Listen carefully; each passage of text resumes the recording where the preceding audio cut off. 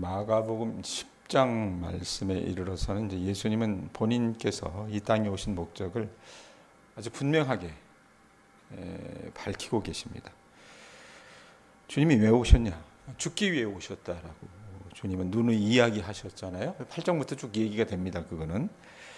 근데 이제 마가가 이 마가복음 10장을 기록할 때 예수님이 당신의 그 죽음에 관해서 이미 두 번이나 말씀하신 다음에 이제 얘기하시는 거예요. 그러니까 처음에 말씀하신 게 어디 나오냐면 이 종이 보세요. 종이 갖고 계세요? 맨 위에 보면 8장 31절에서 32절에 나오고 그 다음에 두 번째 문장 보면 9장 30절에서 32절에 나오고 그리고 10장 31에서 34절 오늘 우리가 읽었던 본문 이렇게 세 개가 나와요.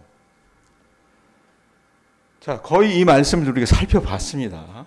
시간을 가지고. 자, 그럼 31절, 32절 한번 보세요. 8장 31절에서 32절 보면 거기 보면 뭐라고 나와 있어요? 인자가 많은 고난을 받고 해서 장로들과 대제사장들과 서기관들에게 버림받아 죽임을 당하고 사흘 만에 살아나야 할 것을 비로소 그들에게 가르치시되 드러내놓고 이 말씀을 하시니 베드로가 예수를 붙들고 항변했다라고 얘기합니다. 그러고 나서 이제 9장으로 넘어오면 9장 말씀 한번 읽어보세요. 9장 읽습니다. 시작.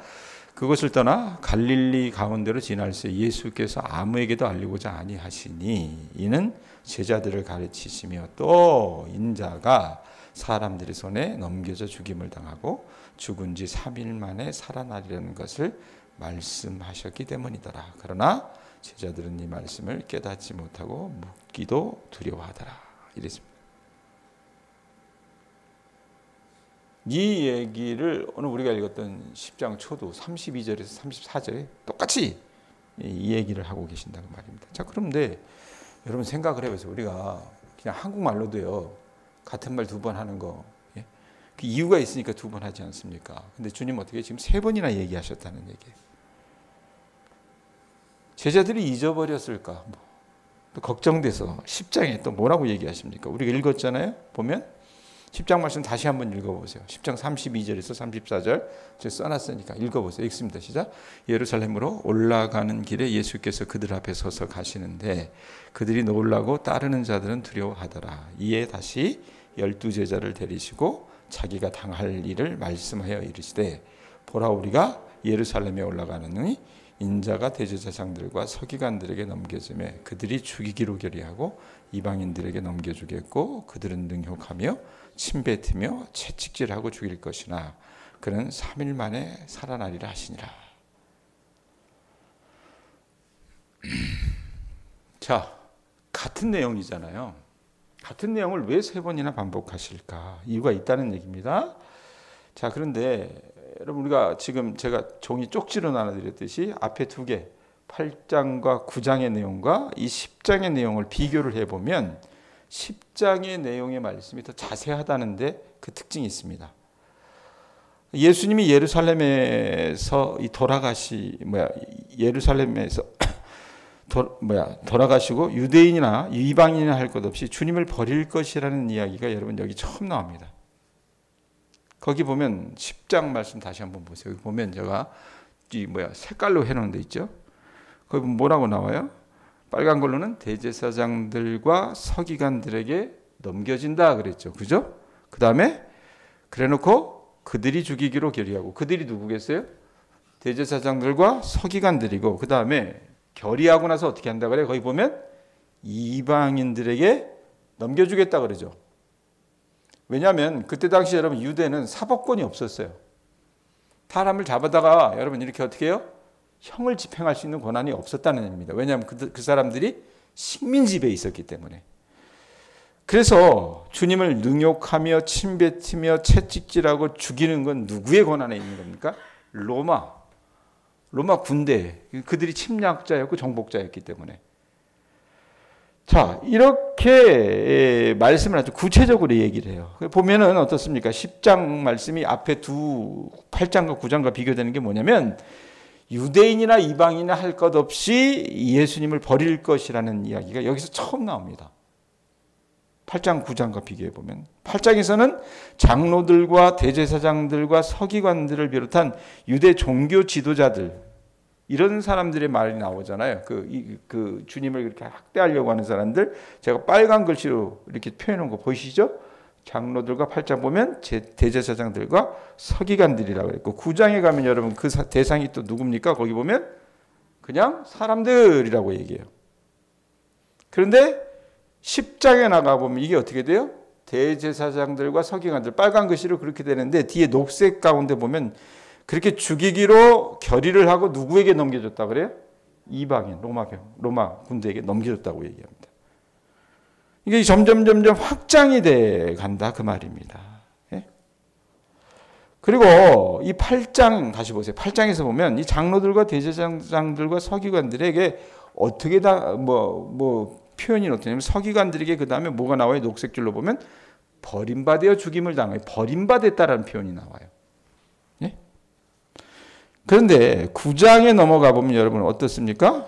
이게 사람들의 손에 넘겨져 죽임을 당하고, 비스무리한 표현인 것 같아요. 뭉뚱그려서 이제 30장은 9장 30절 9장 31절은 그렇게 얘기하는데, 근데 이게 어떻게 해요? 10장에 넘어가면 어떻습니까? 말씀해 보면 10장에는 뭐라 그래요? 그들이 넘겨졌는데 그들이 어떻게 해요? 죽이기로 결의하고, 그러면서 이방인에게 넘겨주겠고, 그리고 주님이 치욕당하실 것들을 아주 구체적으로 얘기하십니다. 로마의 사법 시스템을 통해서 신문을 받고 처형당하신 거라고 얘기합니다. 그러니까 점점 그 내용이 뭐예요? 적나라해집니다. 아주 구체적이 되고요. 자, 그래서 주님이, 제가 왜 이렇게 길게 얘기했냐면 이 단 세 장 안에서 자신의 죽음을 3번이나 언급을 하시는 거예요. 그러니까 여러분, 이건 왜 그러냐면 예수님이 자신의 죽음을 그저 부수적인 사건이 아니라 예수님이 이 땅 가운데 오신 그 사명에서 가장 중요하고 핵심적인 것으로 보셨다는 뜻이 된다 그 말입니다. 그리고 오늘 마가복음 10장에 보면 예수님 그럼 왜 죽으셔야만 했는가, 도대체 그 이유를 밝히고 계시는 게 몇 절인가 아세요? 45절 보세요. 제일 끝절 우리가 읽었던 거. 자, 왜 그렇게 고난당하고 왜 그렇게 치욕을 당하고 죽으셔야 했는가? 이유가 있어요. 뭐라고 얘기합니까? 45절에 읽어보세요. 인자가 온 것은 섬김을 받으려 함이 아니라 도리어 섬기려 하고 자기 목숨을 많은 사람의 대속물로 주려 함이니라. 자, 예수 그리스도는 섬김을 받기 위해서가 아니라 자기 목숨을 내주러 오셨다라고 얘기를 해요. 우리는 그냥 이거 어떻게 해요? 어렸을 때부터 교회 다닐 때부터 그냥 귀에 닳도록 들은 얘기예요. 그러니까 이게 잘 안 와닿아요. 예? 무슨 말인지 그냥 알긴 알아. 그런데 어떻게 해요? 내 마음을 이렇게 찡 하고 울리는 게 별로 없어요. 자, 여러분, 이게 이제 1세기 당시로 가보면 될 것 같아요. 1세기 당시로 가보면 그 당시 여러분 다른 종교들이 있었습니다. 여러 이방의 잡종교도 있었고요. 자기 딴에는 뭐 고등종교라고 하는 것들도 있었고. 그런데 그 모든 종교의 여느 종교의 창시자와 예수님이 오신 그 모습들은 결정적으로 다른 게 뭐냐면 이 45절이에요. 여느 종교의 창시자들의 목적은 뭐냐면 그냥 롤 모델이 되는 거예요. 모범적으로 사는 겁니다. 예? 우리 부처님처럼 사는 거예요. 뭐 일례로 들면, 예? 그다음에 마음에처럼 사는 거예요. 그런데 주님이 하신 말씀은 뭐냐면 예수님께서 오신 목적은 그렇게 롤 모델로만 사는 것이 아니라 주님의 목적은 뭐예요? 희생제물로 죽는 겁니다. 예? 거기 여러분 45절 다시 보세요. 뭐라고 얘기합니까? 제일 앞에 붙는 말이 인자는 이 말이 붙죠. 이게 예수님 얘기한다 그랬어요. 자, 그럼 놓고 인자가 그다음에 온 것은 이 표현이 있죠. 온 것이라고 말씀하셨는데 이것은요, 주님이 이 땅에 사람의 몸을 입고 태어나기 전부터 예수님이 어떻게 존재하셨다라고 하는 것을 은연중에 드러내신 거예요. 그러니까 주님 그 전부터 계셨어요. 그렇기 때문에 전부터 계셨기 때문에 오실 수 있는 분이라는 얘기입니다. 자, 주님이 이 땅에 오셨는데 왜 오셨어요? 섬김을 받으려 함이 아니라, 이렇게 말씀하시는데 예수님은 여러분 원래 누구보다도 사람들의 섬김을 받을 권리가 있습니다. 왜? 하나님이시기 때문에. 다른 모든 이방의 잡종교회 여러분 어떻게 해요? 그 계시자들도 그렇게 존경을 받았잖아요. 그런데 그렇게 섬김을 받을 권리가 있지만 뭐라고 얘기하세요? 섬김을 받으시기 위해서 오셨대요? 섬김을 받으려 함이 아니라 그 권리를 주장하지 않으셨다는데 주님이 어떻게 전제를 딱 까세요. 그리고 마지막 문장 45절 마지막 문장이 뭐라고 얘기합니까? 자기의 목숨을 많은 사람의 대속물로 주려 함이냐. 주님이 죽으셔야 되는 이유를 요약한 문장이에요. 여기 많은 사람의 대속물이라고 할 때 많은 사람 해놓고 뒤에 어떤 말이 붙어요? 한글에 의라고 하는 말이 묻죠. 이게 뭐냐면 많은 사람을 의라고 하는 말은 뭐냐면 대신이라고 하는 뜻. 누구누구 대신 이런 뜻이에요. 그렇게 보면 많은 사람을 대신하셨다는 그런 뜻이 되잖아요. 그러면 거기 보면 어떻게 해요? 많은 사람을 대신하는 대속물로 주려고 했다. 대속물이 뭘까? 여러분 이게 뭐냐면 우리는 그게 없잖아요. 그게 없는데 그때 당시에는 뭐였냐면 노예나 죄수 이런 것들이 많았습니다. 이 사람들은 자유가 있어요? 없어요? 없죠. 그 자체로. 근데 누군가 그 사람들에게 자유를 주려고 하면 어떻게 하냐면 돈을 주고 사는 거예요. 근데 사람이기 때문에 사람 몸값이 돼요, 여러분. 그렇게 작은 금액이 아니었습니다.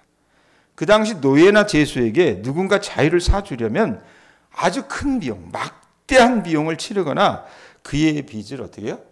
대신 갚아줘야 됐다는 얘기입니다. 자, 예수님은요, 그때 당시 사람들에게 이렇게 실물로 교훈하시는 거예요. 뭐라고? 주님이 오셨는데 이런 몸값을 치르기 위해 오셨다라고 얘기를 해요. 그런데 예수님이 해결하려고 하는 이 노예 상태는 뭐냐면 우리가 생각하는 그런 소소한 문제가 아니라 우주적인 악에 관한 문제이기 때문에 여러분 상상할 수도 없는 몸값을 치르셔야 하십니다. 한두 사람의 몸값이 아니란 말이에요. 그러니까 너희가 치를 수 없는 그 상상할 수 없는 몸값을 주님이 어떻게 해요?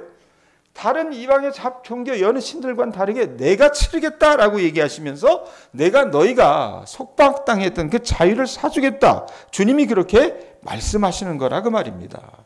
그래서 어떻게 해요? 십자가의 길로 걸어가신 거예요. 그런데 여러분 우리가 한번 생각을 해보세요. 요즘 사람들 이제 공짜 좋아하고 그냥 눈구렁에 담 넘어가듯이 이렇게 스리슬쩍 넘어가는 거 좋아하는 신앙생활도 그따위로 하려고 그래. 그러니까 이런 생각을 해요. 왜냐면 하나님 정말로 사랑의 하나님 아니냐. 그럼 사랑의 하나님이라면 왜 그냥 모든 사람을 용서해 주시지? 왜 예수님을 고난받게 하시냐? 이 생각 안 해보셨어요? 할 수 있잖아요. 목사가 경망스러워해 또? 왜 예수님이 대속물로 당신을 주셔야만 한다고 그렇게 말씀하셨을까? 하나님 편에서 그냥 딱 그런 말 써서 미안해요. 일본 말 써서 심하게 하고 끝내면 되잖아요. 그냥.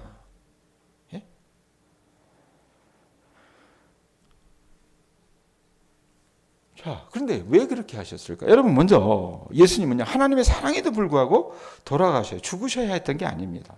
예수님은 우리를 향한 하나님의 사랑 때문에 죽으셔야 했던 겁니다. 진정한 사랑을 여러분 뭐라고 얘기합니까? 누구를 대신해서 희생해 주는 사랑을 진정한 사랑이라고 얘기하잖아요. 근데 여러분 아무것도 부족할 것이 없는 사람을 사랑하면요 아무 대가가 따르지 않습니다. 그저 어떻게 해요? 나도 편하고 그 사람도 편해 즐겁기만 합니다.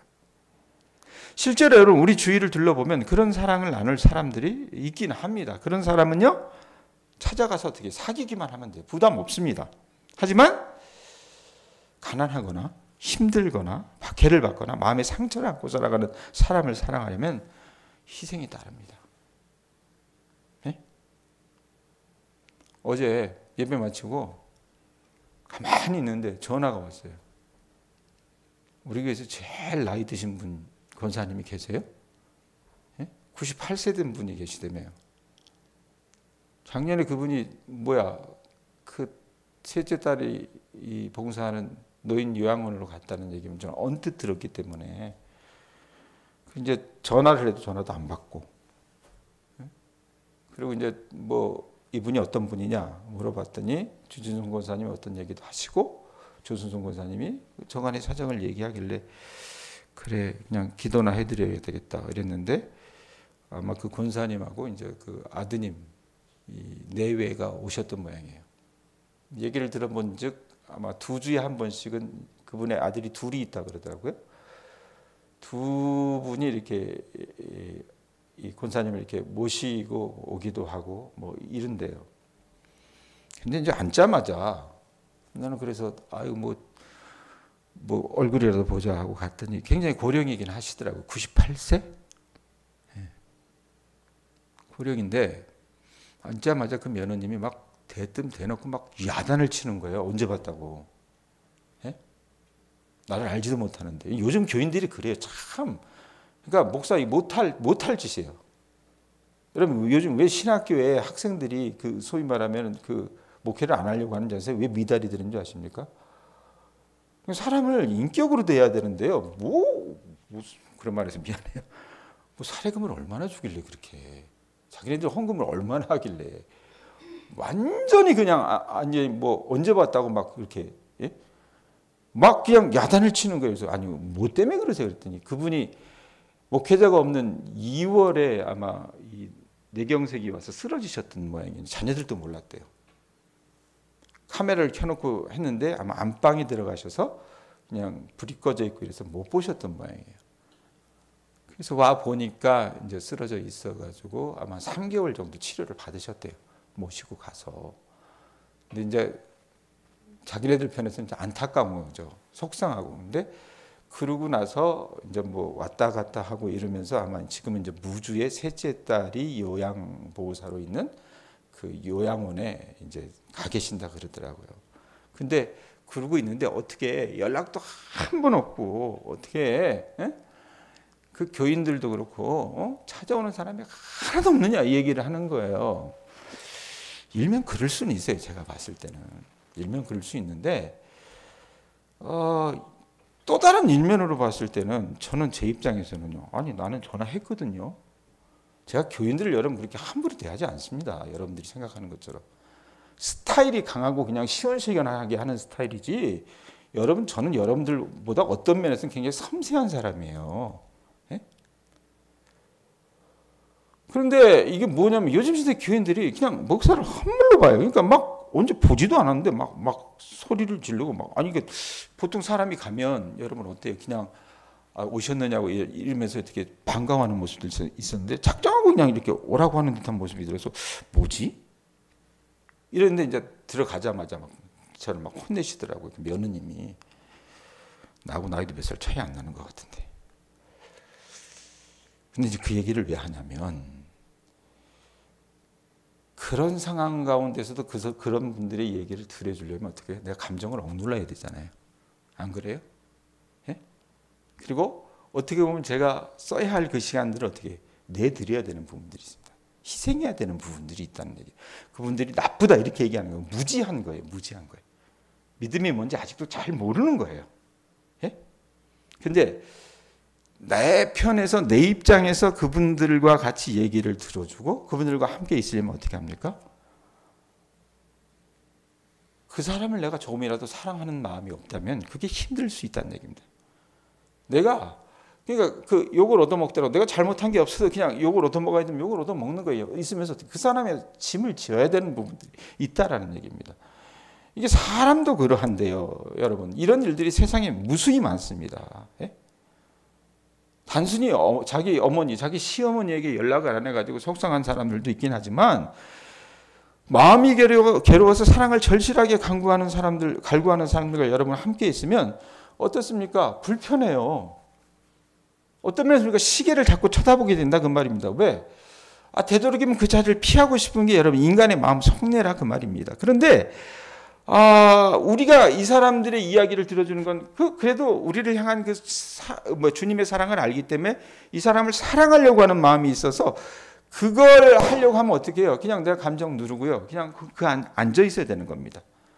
아이 키우는 일도 마찬가지 아니에요, 여러분? 자, 어린아이가 여러분 낳을 때부터 무슨 고타마 시타르타처럼 천상천하 유아 독전이다. 그냥 하늘 위에 하늘 아래 땅 위에 오로지 나만 존재한다. 이러고 여러분 걔가 낳을 때부터 그러고 다닌 건 아니잖아요. 아기들은 어떻습니까? 부모에게 의존합니다. 예? 아이는 스스로 챙길 수가 없어요. 그러면 우리가 여러분 아이를 키워봤지만 어린아이는 저절로 어떤 자신이 의존적인 존재에서 독립적인 존재로 여러분 자라지 않습니다. 적어도 여러분 부모가 어떻게 해요? 여러분 짐승 키워보서 아시잖아요. 염소나 소는 어떻게 해요? 나면은 얼마 안 있어도 걸어요.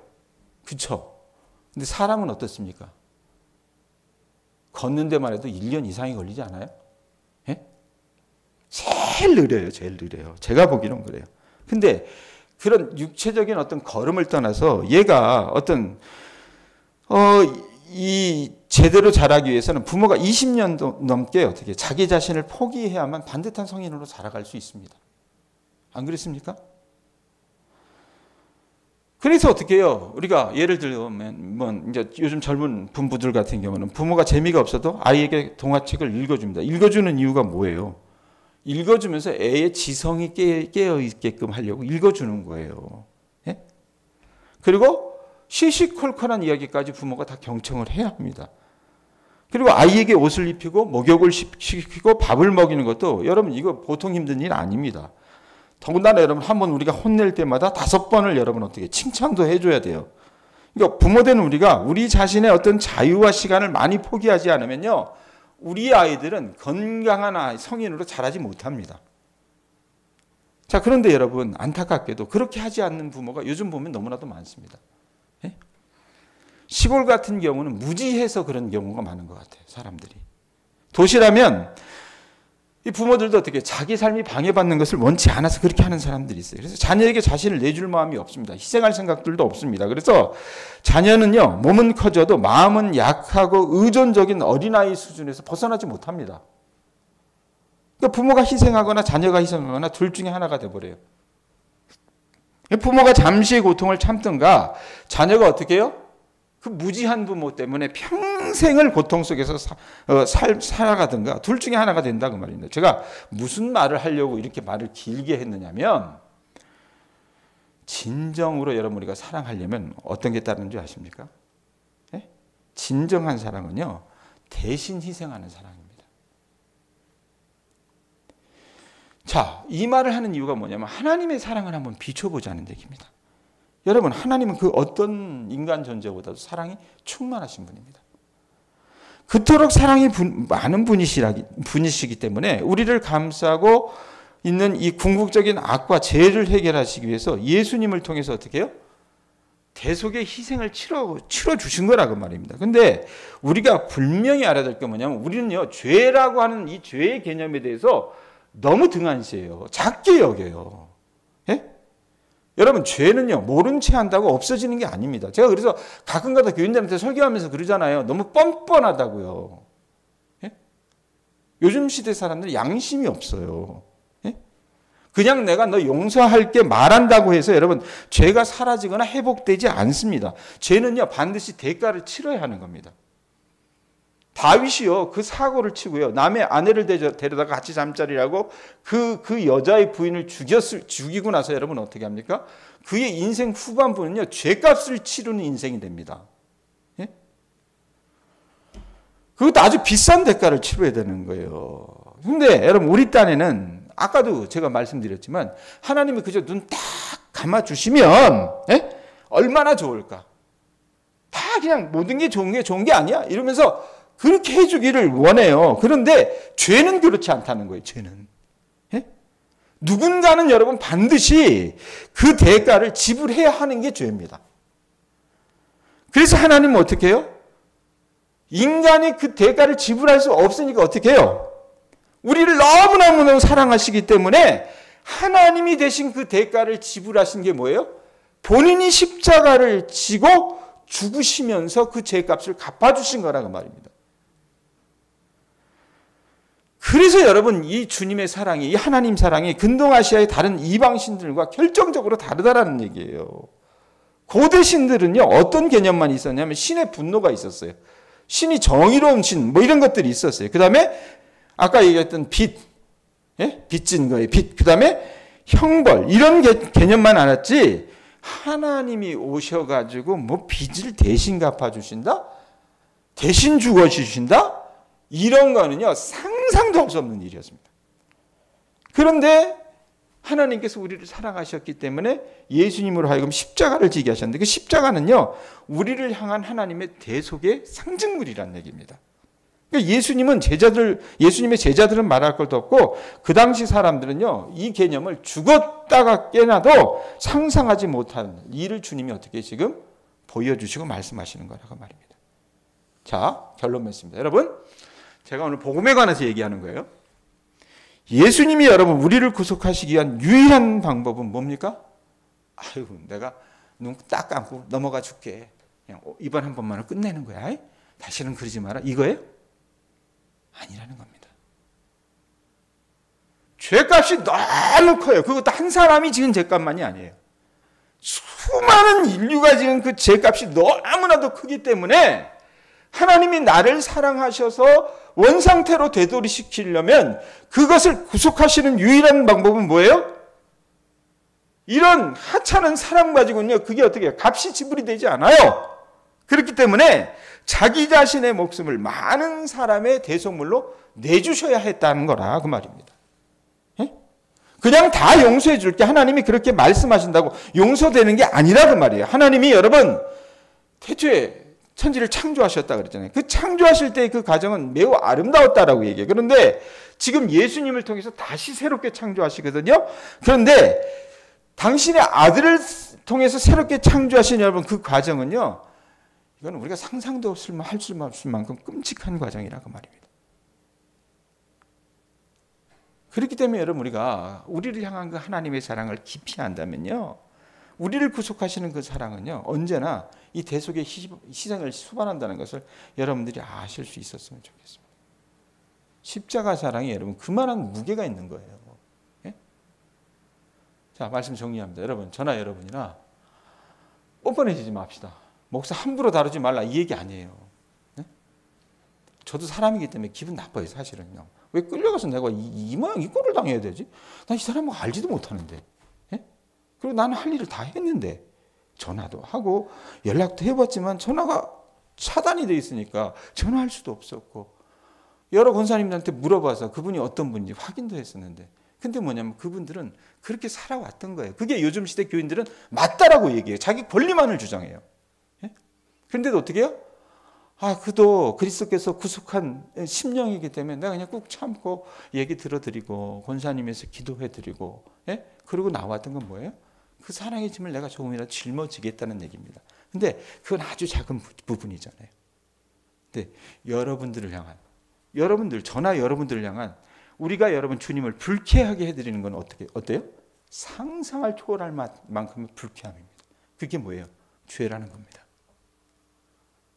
그걸 어떻게 해요? 대속하시기 위해서 어떻게 해야 돼요? 누가 어떻게 해야 돼요? 우리 주님께서 십자가에 달려 돌아가셔야만 했다는 겁니다. 그거 아시고 여러분 적용하실 때 우리 주님의 그 사랑을 깊이 생각하시면서 여러분들이 오늘 하루를 다져나가실 수 있기를 축원드립니다.